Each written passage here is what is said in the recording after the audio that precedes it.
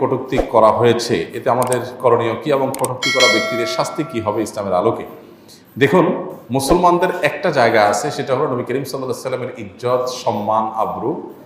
এই জায়গা দিতে পারে বা না পারে, এই জায়গায় সমস্ত ওলামা একরাম একমত। নবী করিম সাল্লাল্লাহু আলাইহি সাল্লামকে কটূক্তিকারীর শাস্তি হলো চরম শাস্তি, মৃত্যুদণ্ড। অনেক ইমামদের মতে তো এই লোক তওবা করলেও আল্লাহর কাছে তওবা কবুল হবে, আখিরাতে সে নাজাত পাবে না, দুনিয়াতে শাস্তি তাকে ঠিকই পেতে হবে। যদিও এর বিপরীত মত রয়েছে যে তওবা করলে আল্লাহ তাআলা তওবা কবুল করবেন সব অপরাধের মতো। বিষয়টা এতটাই জঘন্য যে তওবা করলে আখিরাতে আল্লাহ তওবা কবুল করবেন এবং সে জাহান্নামে হয়তো যাবে না, কিন্তু দুনিয়াতে তার শাস্তি ঠিকই কার্যকরের কথা, একটা শক্তিশালী মত রয়েছে ওলামাদের। তো এই যে ব্যাপারটা, এই ব্যাপারটা প্রমাণ করে যে নবী সাল্লাল্লাহু আলাইহি সাল্লামের অবমাননার বিষয়ে মুসলমান সবচাইতে সিরিয়াস থাকবে। আমরা দেখেছি যে মুম্বাইতে মানুষ জমায়েত হয়েছে, খুবই ফেটে পড়ছে। আমাদের দেশ থেকেও আমাদের আওয়াজ তোলা দরকার যে প্রিয় নবী সাল্লাল্লাহু আলাইহি সাল্লামের অবমাননা পৃথিবীর যে প্রান্তেই হোক না কেন, মুসলমান তার জন্য কষ্ট অনুভব করবে এবং তার ক্ষোভের কথা সে প্রকাশ করবে, তার সাধ্য অনুযায়ী সেই অন্যায়কে প্রতিহত করা, এর বিরুদ্ধে প্রতিবাদ করার সে চেষ্টা করবে। এটা আমাদের ঈমানের দাবি। নবী সাল্লাল্লাহু আলাইহি সাল্লাম বলেছেন, লা ইউমিনু আহাদুকুম হাত্তা আকুনা হাব্বা ইলাইহি মিন ওয়ালাদিহি ওয়া ওয়ালিদিহি ওয়ান নাসি আজমাইন। কোনো মানুষের সন্তান, বাবা মা এবং সকল মানুষের চাইতে প্রিয় নবীজি যদি তার কাছে প্রিয় না হয়, সে কখনো পরিপূর্ণ মুসলমান হতে পারে না। এই জন্য নবীজি সাল্লাল্লাহু আলাইহি সাল্লাম যিনি বিশ্ব মানবতার জন্য তার জীবনের সব কিছুকে উজাড় করে গেছেন, তাকে কটূক্তি করা হবে আর মুসলমান সেটা মেনে নেবে, এটা কোনোদিনই হয় না। এই জায়গাটাতে মুসলমান কোনো ছাড় দিবে না। নবী সাল্লাল্লাহু আলাইহি সাল্লামের ভালোবাসা এটাই হলো ঈমানের মিটার, যার ভিতরে যতটুকু আছে তার ঈমান ততটা পাকা।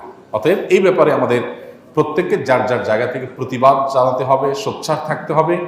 তবে এই জাতীয় কোনো ঘটনা ঘটলে আইন হাতে তুলে নেওয়ার আগে আমাদেরকে ভাবতে হবে যে আইন হাতে তুলে নেওয়ার এই প্রবণতা বা প্রচলন যদি শুরু হয়, তাহলে সমাজে বিশৃঙ্খল একটা অবস্থা হবে। প্রত্যেকে যার যার মতো জাজমেন্ট করে সে বিচার করা শুরু করে দিবে। এই জন্য এই জায়গাটাতে আমাদেরকে সতর্ক থাকতে হবে এবং এদিকে যাওয়া যাবে না। বিচারিকভাবে এই শাস্তি কার্যকরের জন্য সর্বশক্তি দিয়ে আমাদের চেষ্টা চালাতে হবে, প্রতিবাদ জানাতে হবে। বিশেষ করে ভারতের মুসলমানদের যে আহত হওয়ার ঘটনা এখানে ঘটেছে, এটা ভারতের ইস্যু না। আমরা অনেক সময় মনে করি যে ভারতের ইস্যু, অমুক দেশের ইস্যু, তমুক দেশের ইস্যু, ফিলিস্তিনিদের ইস্যু। গোটা বিশ্বের মুসলমানরা একটি দেহের মতো। কোনো এক জায়গায় যখন আক্রান্ত হবে অন্যরা কষ্ট অনুভব করবে, এটা হলো মুসলমানদের ইস্যু। আর নবী সাল্লাল্লাহু আলাইহি সাল্লাম যেহেতু ভারতীয়দের যে নবী, আমাদেরও সে নবী মুহাম্মদ সাল্লাল্লাহু আলাইহি সাল্লাম, ভিন্ন কেউ নন। অতএব পৃথিবীর যে প্রান্তে নবী অবমাননা করা হোক, গোটা বিশ্বের সমস্ত মুসলমানদের হৃদয়ে রক্তক্ষরণ হতে হবে। আমার বাবাকে, আমার মাকে যদি কেউ কটু কথা বলে গালি কেন বিধায়, এটা ইস্যুটা ভারতীয় মুসলমানদের শুধু না, এটা গোটা বিশ্বের মুসলমানদের ইস্যু। আল্লাহ তাআলা প্রিয় নবী সাল্লাল্লাহু আলাইহি সাল্লামের সম্মান এবং মর্যাদা নিয়ে যারা ছিনিমিনি খেলতে চায়, তাদের দৃষ্টান্তমূলক শাস্তি আমাদের দেখে যাওয়ার তৌফিক দান করুন এবং ভারতের প্রতিবাদকারীদের যেন সফলতা অর্জন করতে পারে আমরা মনে প্রাণে দোয়া করব এবং আমরাও আমাদের শান্তিপূর্ণ প্রতিবাদের মধ্য দিয়ে তাদের প্রতি সহমর্মিতা এবং সহমত্ব এটা আমরা প্রকাশ করবো ইনশাআল্লাহ। তারা ও পরিমার্জন কমিটি কি এমন করেছে যে কারণে আলেমরা এতটা বিক্ষুব্ধ?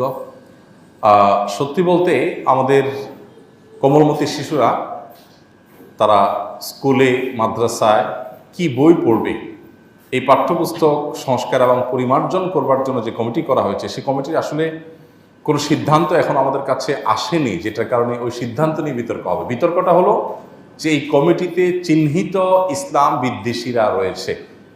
বরং আমি আরও ভালোভাবে বলতে পারি, ইসলাম বিদ্বেষী, ধর্ম বিদ্বেষী, সকল ধর্মের প্রতি বিদ্বেষ লালন করে এই টাইপের মানুষজন এবং ধর্ম সম্পর্কে মিনিমাম জ্ঞান তো নেই বরং বিদ্বেষ আছে, এরকম মানুষজন এই কমিটিতে আছে। বিশেষ করে অধ্যাপক কামরুল ইসলাম মামুন এবং সামিনা লুৎফা, এই দুজনের কথা আমরা আলাদা করে বলতে পারি। যে সামিনা লুৎফা তার ফেসবুক স্ট্যাটাসে পরিষ্কার করে তিনি সমকামিতার সমর্থন এর কথা তিনি ব্যক্ত করেছেন।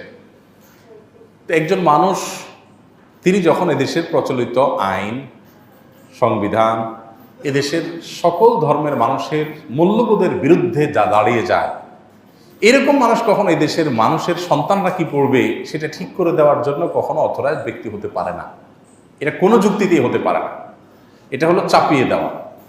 এবং সেই সাথে কামরুল ইসলাম মামুন এই ভদ্রলোকের নানা সময় ধর্মবিদ্বেষী নানা উক্তির কারণে সোশ্যাল মিডিয়াতে সমালোচনা হয়েছে, মানুষ বিক্ষুব্ধ। এইরকম একজন মানুষকে কেন দিতে হবে? দেশে মানুষের তো অভাব পড়ে নাই আলহামদুলিল্লাহ।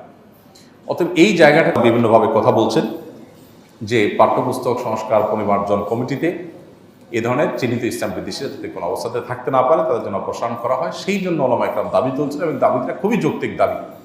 বিশেষ করে যে ছাত্র জনতার বৈষম্যবিরোধী ছাত্র আন্দোলনের মধ্য দিয়ে সরকার গঠিত হয়েছে, যার পিছনে দেশের সর্বস্তরের সাধারণ মানুষদের, ধার্মিক মানুষদের বিরাট অবদান আছে। বিশেষ করে চিটাঙ্গটে বসে আমরা কথা বলছি, এই যাত্রাবাড়ি সহ এই সাইডটাতে মাদ্রাসার ছাত্ররা যদি রাস্তায় নেমে না আসতো তাহলে হয়তো বা আজ যে পরিবেশ আমরা পেয়েছি এটা পাওয়াটা কঠিন হয়ে যেত। এর বাইরে শখানেকের মতো মাদ্রাসার ছাত্রের জীবন দিতে হয়েছে, 14 জন হাফেজকে জীবন দিতে হয়েছে। এত কিছুর পরও ধর্মবিদ্বেষীরা ঠিক করে দিবে আমাদের পাঠ্যপুস্তক বাচ্চারা কি পড়বে না পড়বে, এটা কোনোভাবে মেনে নেওয়া যায় না। এই জন্য কামরুল ইসলাম মামুন এবং সামিনা লুৎফা এরা এমন কোনো ব্যক্তি না যে এরা পাঠ্যপুস্তক বিষয় এমন বিশেষজ্ঞ যে এদের ছাড়া কোনো বাংলাদেশে বিকল্প নাই। অতএব এদেরকে সরিয়ে সেখানে উপযুক্ত ব্যক্তি বসানোর জন্য ওলামা একরাম দাবি তুলছেন, খুবই যৌক্তিক দাবি, যে কেন বিতর্কিত মানুষ থাকতে হবে এবং সে দায় কেন সরকারকে নিতে হবে। আমার মনে হয় যে সংশ্লিষ্ট মহল খুব দ্রুতই এই বিষয়ে বিবেচনা করবেন। আমরা জানি প্রতিটা বাবা মাকে তার সন্তানের ব্যাপারে জবাবদিহি করতে হবে। তো আমি বিয়ে করেছি এক বিধবা নারীকে, তার 2টি সন্তান আছে, এদের ব্যাপারে কি আমার কোনো জবাবদিহিতা আছে কিনা? কোনো ব্যক্তি যদি কোনো নারীকে বিয়ে করেন যার আগের ঘরের সন্তান আছে অন্য স্বামীর, তো সেই সন্তানগুলো আসলে পরে যিনি এই ভদ্রমহিলার স্বামী হয়েছে, দ্বিতীয় স্বামী, তার দায় দায়িত্বের মধ্যে পড়ে না।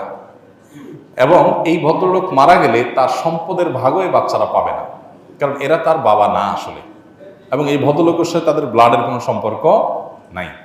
তবে স্ত্রীর আগের ঘরের সন্তান হিসাবে স্ত্রীর প্রতি ভালোবাসা থেকে, তার প্রতি দায়বদ্ধতা থেকে স্ত্রীর সন্তানদের প্রতিও এক ধরনের আন্তরিকতা, এক ধরনের ভালোবাসা এবং দায়িত্ব তার উপরে, নৈতিক দায়িত্ব তার উপরে চলে আসে। কিন্তু শরিয়া তাদের ভরণ পোষণ দেওয়া, সম্পদের ভাগ দেওয়া, এগুলো দিতে তাকে বাধ্য করে না।